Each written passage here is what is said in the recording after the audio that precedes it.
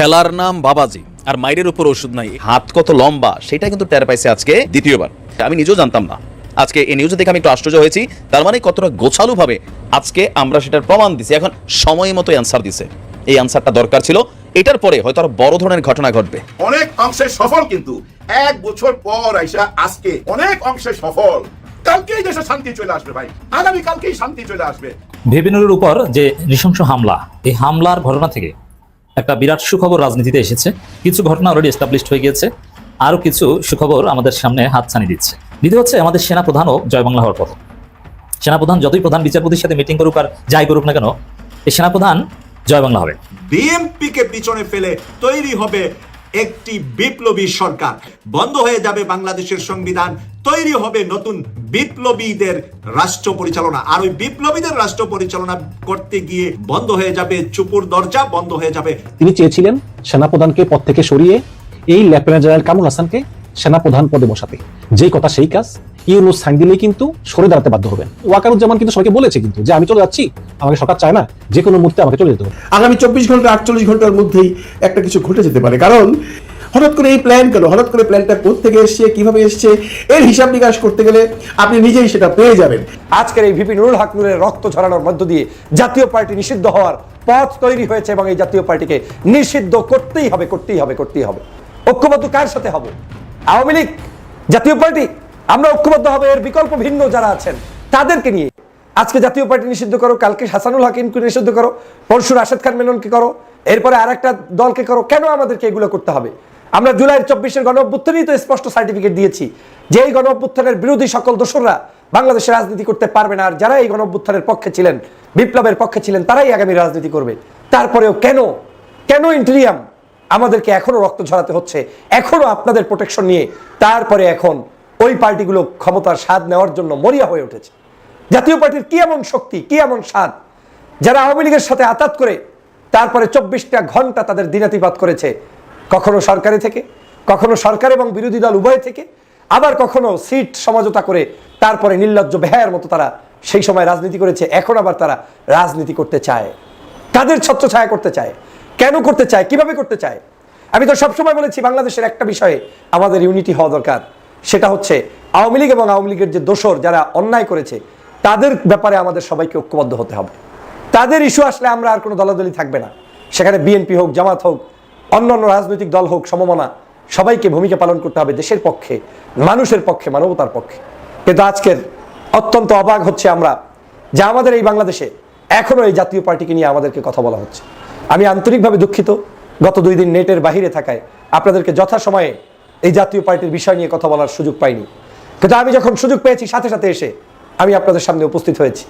আমি স্পষ্ট বার্তা দিয়ে বলতে চাই, এই জাতীয় পার্টির আজকে নিষিদ্ধ করতে হবে এবং এই নিষিদ্ধের অগ্র সৈনিক হিসাবে ভিপি নুরুল হক নূর সাহেবের নাম তিনি রক্ত ঝরিয়ে লিখে রাখলেন। আবু সাইদের রক্তের কারণে বাংলাদেশের 24-এর গণ অভ্যুত্থান সংগঠিত হওয়ার স্পিরিট যেভাবে তৈরি হয়েছে, আজকের এই ভিপি নুরুল হক নূরের রক্ত ঝরানোর মধ্য দিয়ে জাতীয় পার্টি নিষিদ্ধ হওয়ার পথ তৈরি হয়েছে এবং এই জাতীয় পার্টিকে নিষিদ্ধ করতেই হবে, করতেই হবে, করতেই হবে।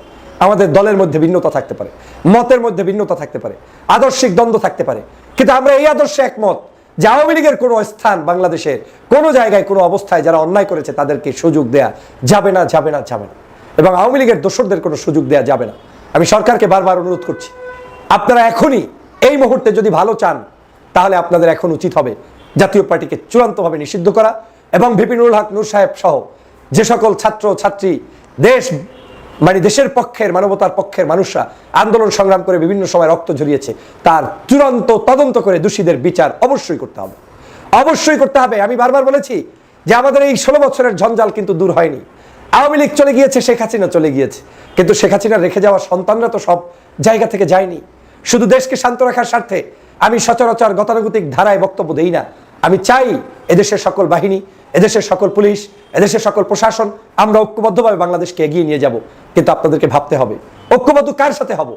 আওয়ামী লীগ, জাতীয় পার্টি, আমরা ঐক্যবদ্ধ হবে এর বিকল্প ভিন্ন যারা আছেন তাদেরকে নিয়ে। এবং আপনাদেরকেও বুঝতে হবে, যদি আপনাদের চাকরি বাকরি, আপনাদের দেশপ্রেম এবং দেশের জন্য কাজ করতে চান, তাহলে আপনাদেরকে এই 24-এর গণ অভ্যুত্থানের বিপ্লবকে ধারণ করে পথ এগিয়ে নিয়ে যেতে হবে।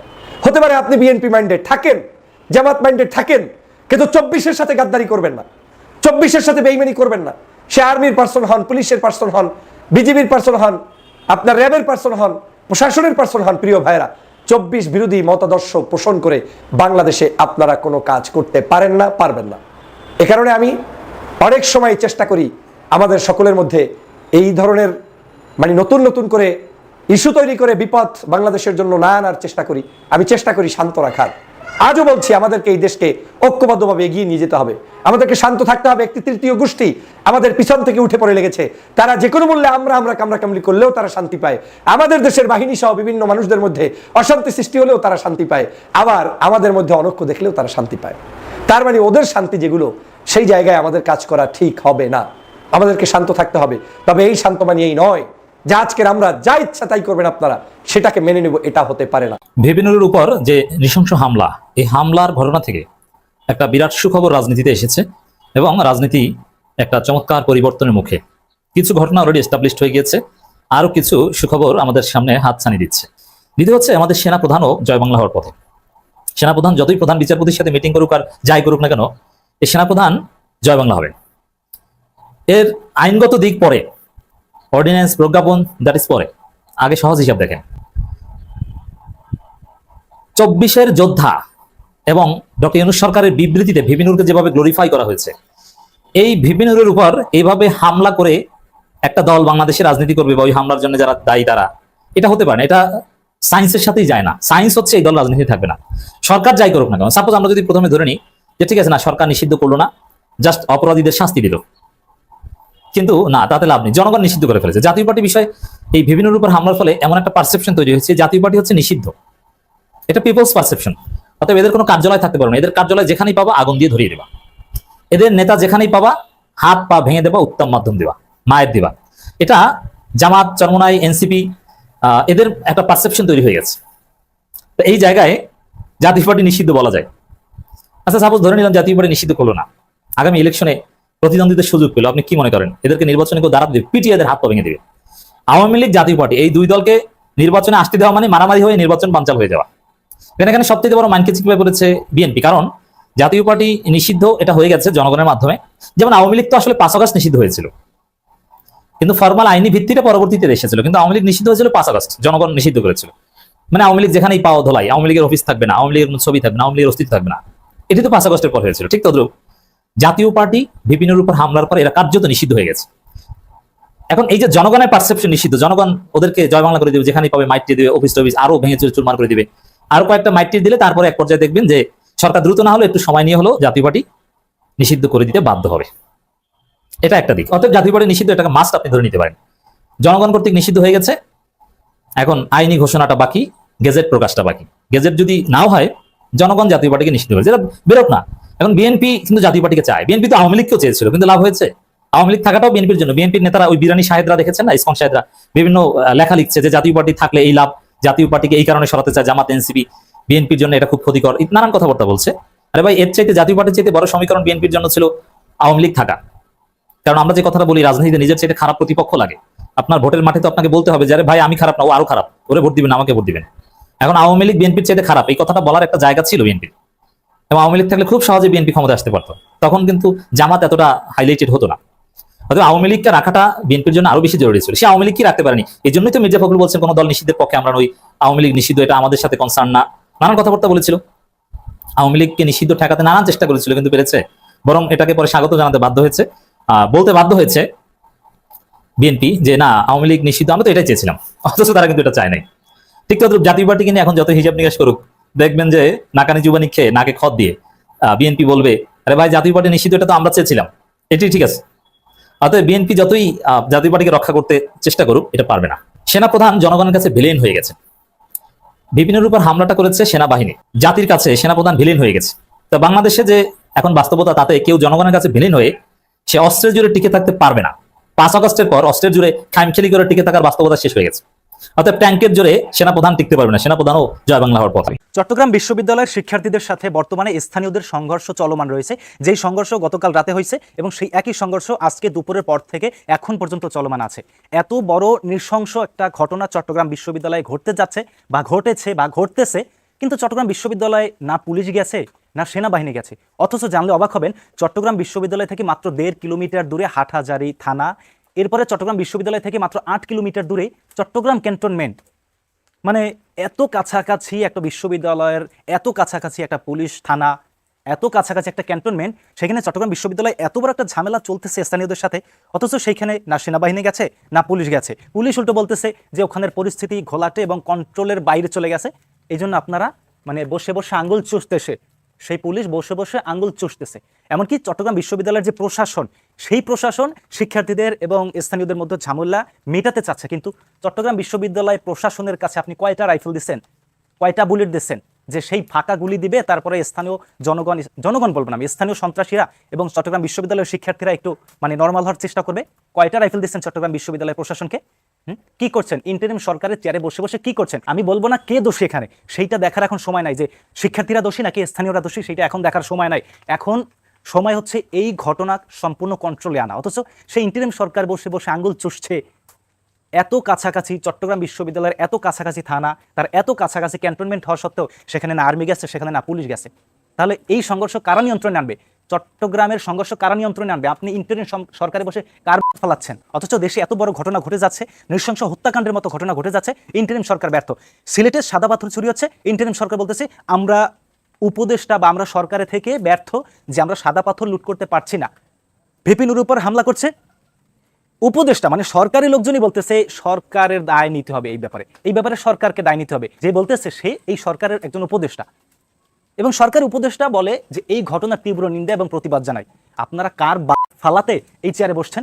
হ্যাঁ, আপনাদেরকে এর জবাবদিহি করতে হবে আগামী নির্বাচনের পরে। ঠিক আপনারা যখন ক্ষমতাচ্যুত হবেন, ক্ষমতাচ্যুত হওয়ার সম্ভাবনা আপনাদেরকে বেশি, কারণ আপনারা যখন পর্যন্ত যতক্ষণ না বিপ্লবী সরকার গঠন করবেন, এই ইন্টারিম সরকার, আপনারা এই বাংলাদেশে সুষ্ঠুভাবে নির্বাচন দিতে পারবে না। এমনকি আপনারা ক্ষমতাচ্যুত হয়ে এখান থেকে শাস্তি ভোগ করে তারপরে যে যার জায়গায় চলে যাবেন। এই কথাটা একটু মাথায় রাখেন। বাংলাদেশে এত ঘটনা ঘটতেছে, আপনারা সম্পূর্ণ ঘটনা নিয়ন্ত্রণে ব্যর্থ।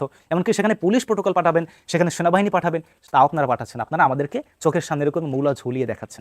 সেনাপ্রধান জেনারেল ওয়াকারুজ্জামান তিনি গুলশান প্রধান বিচারপতি সৈয়দ রেফাত আহমেদের বাসভবনে যান, একটি বৈঠক করেন, এবং তারপরেই গুঞ্জন ছড়িয়ে পড়ে যে দেশে কি আসলে সেনা শাসন চালু হতে যাচ্ছে কিনা। এবং আমি একটি ভিডিও বানিয়েছিলাম, এবং সেই ভিডিওতে আমি আশঙ্কা করেছি দেশে আসলেই একটা সেনা শাসন হতে পারে। কারণ একই সঙ্গে সেনাপ্রধান গেলেন প্রধান বিচারপতির বাসায়, এবং principal staff officer lieutenant general Kamruzzaman গেলেন ডক্টর ইউনূসের বাসায়, এবং কোনো মতেই এটা কাকতালীয় হতে পারে না। হয়তোবা সেনাপ্রধান এমন কোন উদ্দেশ্য নিয়ে গিয়েছিলেন প্রধান বিচারপতির কাছে, যে যেটা টের পেয়ে লেফটেন্যান্ট জেনারেল কামরুল হাসান তিনি চলে গিয়েছেন আবার ডক্টর ইউনূসের কাছে ইনফর্ম করার জন্য। এবং আমার এরকম ভাবার কারণ কি জানেন? আপনাদের খেয়াল আছে যে 111 কিন্তু এভাবে হয়েছিল। 111 সময় আপনারা দেখেছেন যে 2006 সালের 28 অক্টোবর লগি বৈঠা দিয়ে আওয়ামী লীগ জামাতের লোকদেরকে পিটিয়ে হত্যা করেছে, আইন শৃঙ্খলা খারাপ, বাসে আগুন, রাস্তাঘাটে বিশৃঙ্খলা।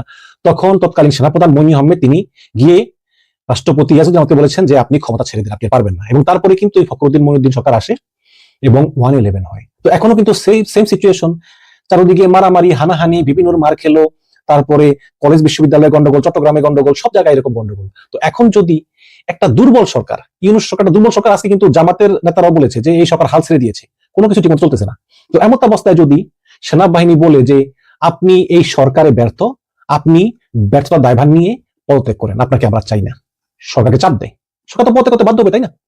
তো এই কারণেই শুধু আমারই না, অনেকে চিন্তা ছিল যে এই ধরনের আলোচনা হলেও হতে পারে। আমি এখনো বিশ্বাস করি যে এই ধরনের আলোচনা কিন্তু হতে পারে। আপনারা জানেন যে প্রধান বিচারপতি সৈয়দ রেফাত আহমেদ তিনি খুব শীঘ্রই অক্টোবরের ভিতরে তিনি তত্ত্বাবধায়ক সরকার ব্যবস্থা নিয়ে রায় দিবেন। তত্ত্বাবধায়ক সরকার ব্যবস্থায় কারা কারা হবে, কিভাবে হবে, মেয়াদ কতকাল, এবং প্রধান উপদেষ্টা এবং উপদেষ্টারা তারা কি কি যোগ্যতার ভিত্তিতে হবেন ইত্যাদি। তো হয়তোবা জেনারেল ওয়াকার তিনি সেখানে বলতে পারেন যে আপনি তত্ত্বাবধায়ক সরকারের যে আইনটা এটা এমন ভাবে করুন যাতে এই ইউনূস সরকার নির্বাচনের সময় না থাকে, যাতে অন্য একজনের অধীনে 3 মাসের জন্য একটা তত্ত্বাবধায়ক সরকার গঠিত হয়, যে সরকারটা একটা সুষ্ঠু নির্বাচন দিবে এবং ডক্টর ইউনূস সেই সরকারের কাছে ক্ষমতা ন্যস্ত করতে বাধ্য হয়।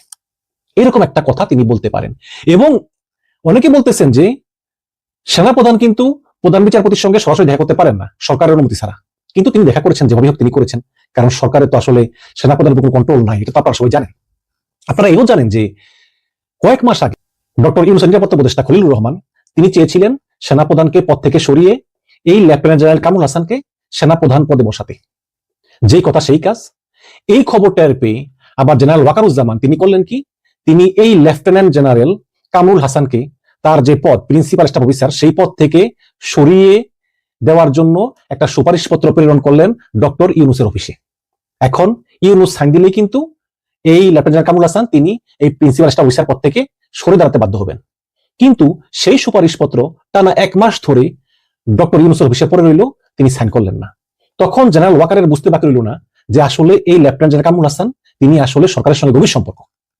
তো জেনারেল ওয়াকার পারলেন না কামরুল হাসানকে তার পদ থেকে সরিয়ে দিতে, এবং এর ভিতরেই একটা লেটার ইস্যু হলো সরকারের পক্ষ থেকে যে সেনাপ্রধান ওয়াকারকে তার পদ থেকে সরিয়ে দেওয়া হবে, এবং সেই বরখাস্তের যে পত্র সেটা পাঠানো হলো বঙ্গভবনে রাষ্ট্রপতি চুপ্পুর সইয়ের জন্য।